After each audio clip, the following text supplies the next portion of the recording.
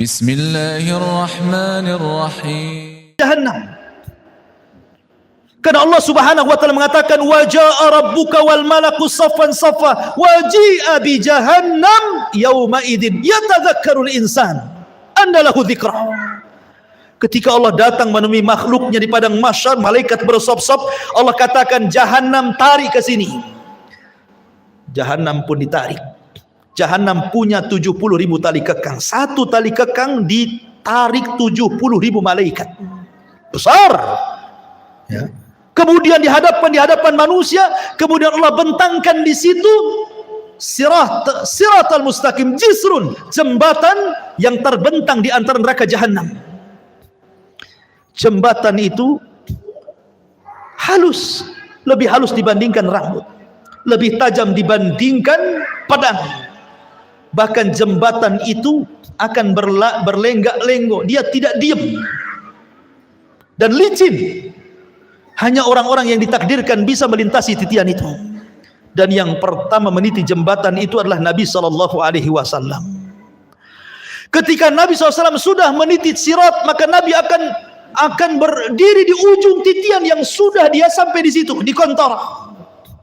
Setiap ada umatnya lewat, Rasul mengatakan, Ya Rabbi salim salim, Ya Rabb selamatkan, selamatkan, selamatkan, selamatkan. Saking kasihannya Nabi dengan kita. Ada yang melewati titian seperti kilat, sudah sampai di sana, gitu ya.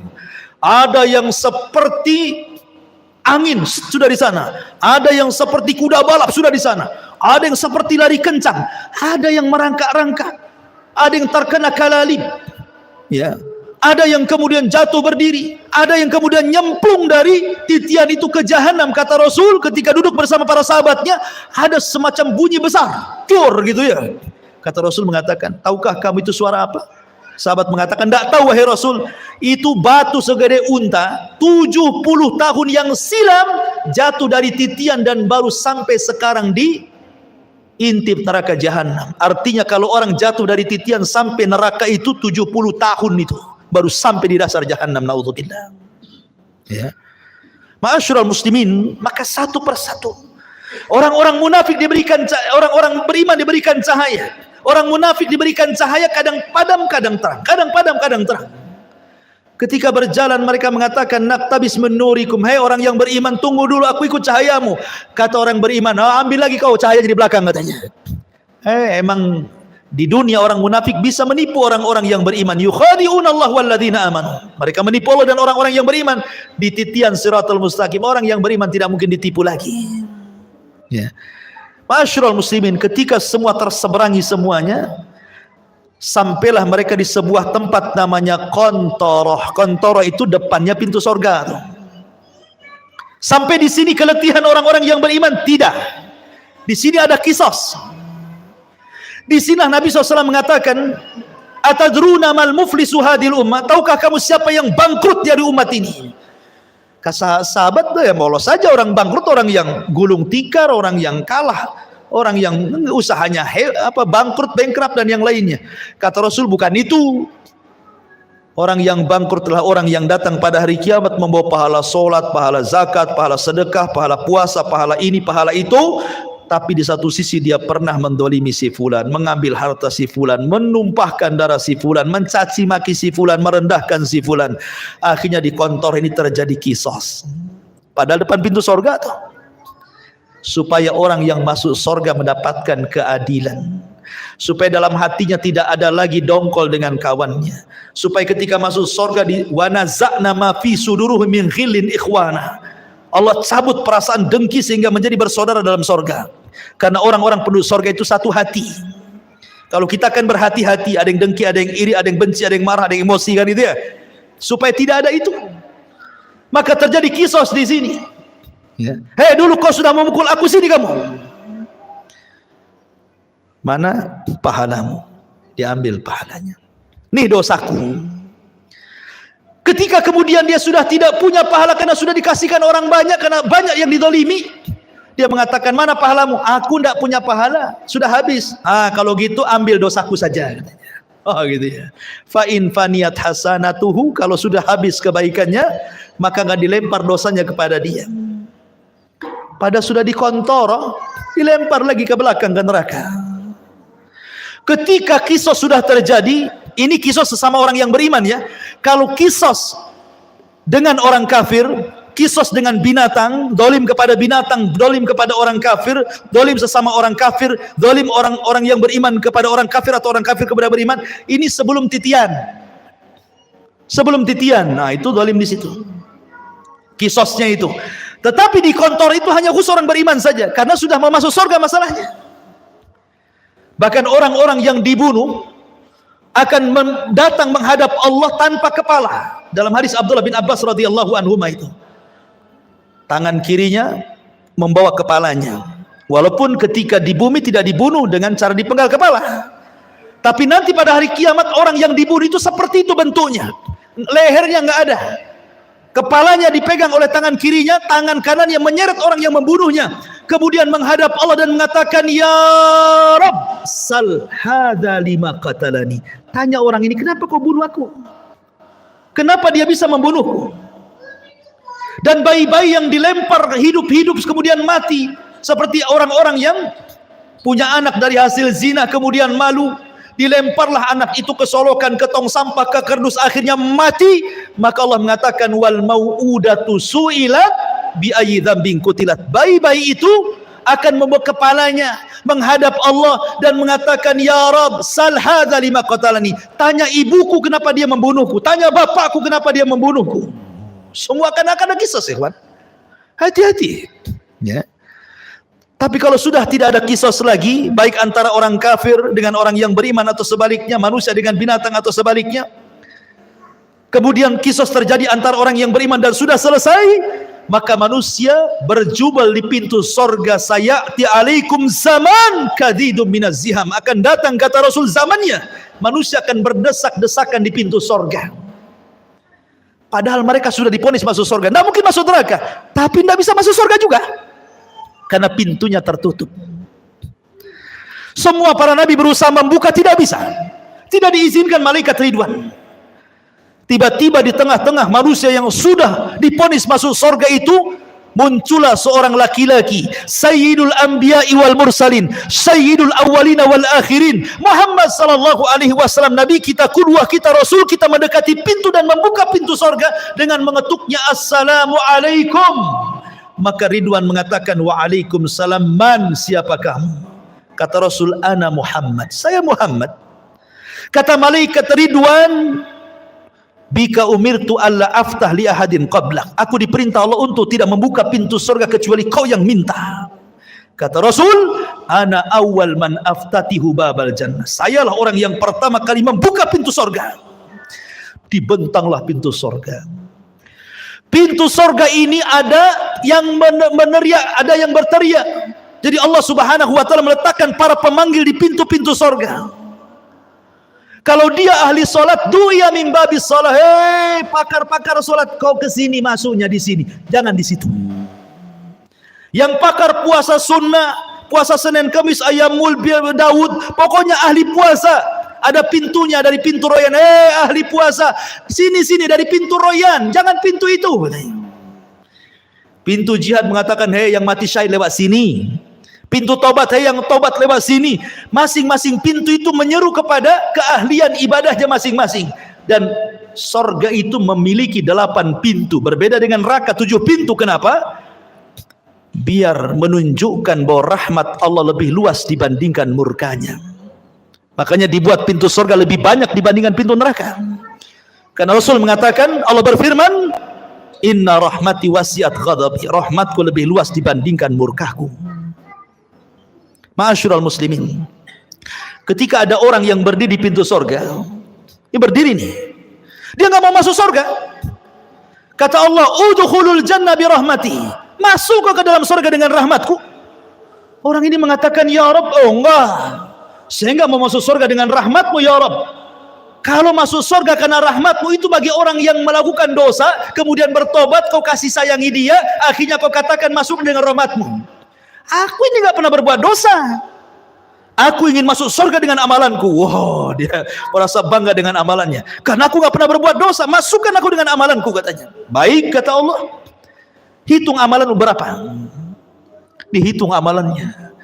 Rupanya amalannya tidak sebanding dengan satu nikmat yang Allah berikan, nikmat penglihatan. Karena amalannya lebih banyak daripada melihat. Karena takut dia tidak bisa masuk surga dengan amalannya. Kalau gitu, ya Rabb, masukkan aku dengan rahmatmu ke dalam surga, katanya. Ya, karena masuk surga itu karena rahmat Allah. Kata sahabat, wala anta ya Rasul, termasuk engkau wahai Rasul, termasuk saya. Allah masukkan saya ke surga karena rahmatnya.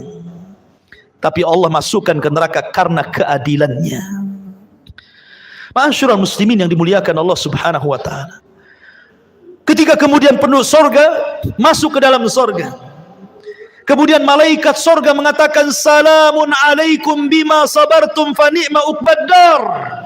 Keselamatan bagi kalian wahai penduduk surga.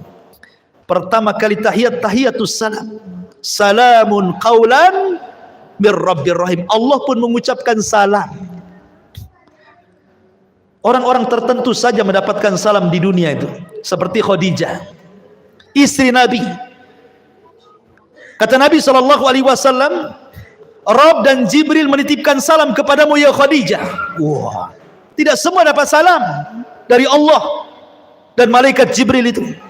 Hanya orang-orang tertentu seperti Khadijah, karena Rasul yang mengatakan Allah dan Jibril menitipkan salam. Tapi orang masuk surga semua akan dapat salam dari Allah, salamun qaulan mir rabbir rahim. Ya, mereka dapat salam.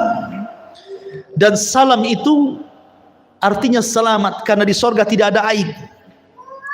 Di surga itu selamat semuanya, tidak ada orang yang lisannya kotor, tidak ada di surga itu. Tidak ada tukang gibah, tukang gunjing, tukang caci, tukang maki, tukang merendahkan, tidak ada. Tidak ada yang dendam, tidak ada. Sampai kepada istri-istri tidak ada cemburu kalau antum bersama bidadari. Karena semua jadi salam, selamat semuanya. Selamat aib, dari aib selamat. Antum tidak kencing, antum tidak berak, antum tidak meludah, antum tidak mengeluarkan dahak, antum tidak ada congeknya, bahasa kita. Pokoknya selamat badannya. Sampai-sampai ditanya Rasul, kalau hari-hari makan minum, cemana beraknya, cemana kencingnya? Kata Rasul, berak dan kencingnya dengan keringat. Dengan keringat. Dan keringatnya seperti minyak misi, itulah berak dan kencingnya penduduk sorga, katanya. Wah, luar biasa. Ya. Selamat badannya. Wanitanya tidak haid, tidak ada nifas, tidak ada bau ketiak di sorga itu, semua wangi. Dunia antum harus bawa apa tuh? Kadang-kadang dikasih kapur barus ketiak di bumi kan gitu ya. Di sorga nggak ada bau, nggak ada bau-bau di sorga itu, karena selamat badannya. Ya. Di sorga tidak ada nenek-nenek. Di zaman Rasul ada nenek-nenek datang kepada Rasul, aku masuk surga enggak Rasul? Kata Rasul, nenek-nenek enggak masuk surga. Gitu. Nenek ini menangis, pergi dia. Kemudian Rasul mengatakan kepada sahabat, bilang sama nenek itu, bukan berarti nenek itu enggak masuk surga, maksudnya di surga enggak ada nenek-nenek. Bacakan ayat inna ansha'nahunna insha'an wa ja'alnahunna abqara uruban atraba. Kami jadikan nenek-nenek jadi gadis-gadis usianya 33 sampai 34. Semua sama usianya segitu. Ya. Dan surga itu nikmatnya yazdah, bertambah dan bertambah. Ada sukul jannah, pasar surga. Pasar ini setiap Jumat kalau di bumi, kalau di surga namanya yaumul mazid, hari tambahan nikmat. Semua penduduk surga ke pasar, yang laki-lakinya itu. Berjumpa dengan kawan-kawannya di pasar itu. Kemudian ngobrol cerita pengalaman antum di dunia. Oh, kita kan pernah ngaji di Odessa dulu. Kenal nggak antum di samping saya? Nanti itu bicarakan semua itu. Akan teringat dengan kehidupan dunia. Jadi pembicaraan nanti di pasar itu, pembicaraan kita di dunia, obrolan kita, bercandaan kita, semua akan dibicarakan di pasar surga itu. Di pasar surga itu ada jual beli, ya. Hanya untuk berjumpa dengan kawannya, ngobrol, minum, makan di situ enak-enak. Kemudian sebelum pulang habar riyah. Tiba-tiba Allah Subhanahu wa taala hempaskan angin, membawa debu, kemudian mengenai jasad-jasad orang yang ada di pasar surga itu, fayazdad husnan wa jamala, maka dia akan bertambah gantengnya, bertambah sehatnya, bertambah kekarnya, bertambah indah. Ketika pulang istrinya enggak kenal. Laqad izdastum husnan wa jamala. Wahai suamiku, kenapa kau makin tampan, makin ganteng, makin itu. Dalam kisah Israiliyat disebutkan, ini Israiliyat lagi ya. Jadi di pasar-pasar surga itu banyak gambar macam-macam. Ya, mungkin kalau di dunia itu antum tahu tukang cukur, kan banyak tuh gambarnya kan. Ada yang jadi sebegini rambutnya, jadi sebegini rambutnya, jadi sebegini, kan banyak tuh. Tinggal tunjuk saja, cukur saya seperti ini. Nanti dicukur kayak gitu kan. Nah di surga itu akan dibentuk tuh macam-macam gambar yang ganteng-ganteng itu, tinggal nunjuk saja Anda akan seperti itu. Itu cerita Israiliyat. Ya, ya. Oh kayak gitu. Kayak siapa? Antum kayak Abu Humairah, jadilah Abu Humairah. Gak mau lah gemuk gitu. Jadi mereka pulang itu berjumpa dengan istrinya, kata istrinya, laqad izdaztum husnan wa jamala. Hei suamiku, kenapa kau makin ganteng? Kata suaminya, kau juga kenapa makin cantik, katanya. Jadi setiap minggu kenikmatan itu bertambah, makin ganteng, makin ganteng. Makanan hari ini kalau dimakan besok lebih nikmat, kalau dimakan lusa lebih nikmat, dimakan lusanya lagi lebih nikmat, makin nikmat. Coba antum makan mangga, dibiarkan 1 bulan. Hari ini makan mangga, besok mangga dibiarkan 1 bulan. 1 bulan depan antum makan tuh mangga. Nanti atau setahun antum ada tinggal peloknya saja itu kan. Di sorga itu makin hari makin nikmat. Ya, kan luar biasa tuh. Makin hari makin ganteng. Coba antum hari-hari ke pasar sini, makin ganteng atau makin kusut tuh? Makin kusut kan itu.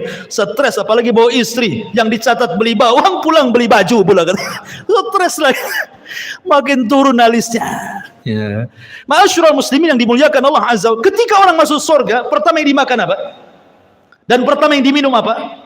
Yang pertama dimakan itu kabidil hut, hatinya ikan paus. Tentu ikan paus akhirat, bukan ikan paus di Saus kayak sekarang, istilah ikan paus. Kemudian makan air jahe. Jahenya jahe sorga. Kata Abdullah bin Abbas, dunia dan sorga itu hanya mirip nama, tapi hakikatnya berbeda. Di dunia ada jahe, air jahe, wedang jahe. Di sorga ada wedang jahe. Hanya kesamaan nama, tapi hakikatnya berbeda. A'dadtu li ibadis salihin ma la ainun ra'at wa la udhunun sami'at wa la khatara ala qalbi bashar. Ya. Kenikmatan di sorga itu tidak bisa dilihat mata, didengar telinga, terlintas pun tidak. Bagaimana caranya menggambarkannya? Jadi hanya kemiripan nama saja. Di sorga ada pisang, di dunia ada pisang, tapi pisang sorga beda rasanya. Di sorga ada madu, di dunia ada madu, beda madu sorga. Di sorga ada khamar, di dunia juga ada khamar, beda. Khamar di dunia ini paling rendah sakit kepala orang minum, paling tinggi teler tidur di got. Ya. Tapi khamar di sorga itu ladzatul lisyaribin, lezat bagi peminumnya, lezat. Ya. Ma'asyiral muslimin, dan di sorga Allah sudah peruntukkan 1 orang mendapatkan 2 istana minimalnya. Karena Allah mengatakan waliman khafa maqama rabbih jannatan, bagi orang yang takut Allah sediakan 2 istana. Dan dia akan mendapatkan nikmat yang besar sebagaimana ahlun nar akan mendapatkan azab yang besar. Ketika penduduk sorga, idza dakhala ahlul jannatal jannah wa idza dakhala ahlun narun nara, apabila penduduk sorga masuk ke dalam sorga, penduduk neraka masuk ke neraka, ji'a bil mauti ala suratil kabsi, didatangkan kematian dalam bentuk kambing gibas, disembelihlah kematian itu sehingga tidak ada kematian lagi. Maka datanglah penyeru kepada penduduk sorga, ya ahlal jannah la mautalakum wa ya ahlan nar la mautalakum. Hei penduduk sorga, tidak ada kematian. Hei penduduk neraka, tidak ada kematian. Maka penduduk sorga akan mendapatkan nikmat selamanya, dan penduduk neraka akan mendapatkan azab selamanya. Itulah ringkasan perjalanan manusia dari kelahiran sampai wafat, sampai di padang mahsyar, sampai masuk ke dalam sorga dan neraka. Tentu yang saya ceritakan ini bagian kecil, hanya gambaran. Karena hakikatnya jauh dibandingkan yang diceritakan. Sehebat apapun orang menggambarkan sorga, sorga menyelisihi gambarannya. Karena sorga tidak bisa dibayangkan. Kita hanya menukilkan sabda-sabda Nabi, ayat-ayat Al-Quran. Beginilah gambaran sorga. Karena tidak semua dibentangkan. Ya. Oleh karena itulah perlu keimanan yang kuat tentang adanya hari akhir. Makanya di antara satu dari rukun-rukun iman, al-imanu bil yaumil akhir, beriman dengan hari akhir. Wallahu a'lam bishawab.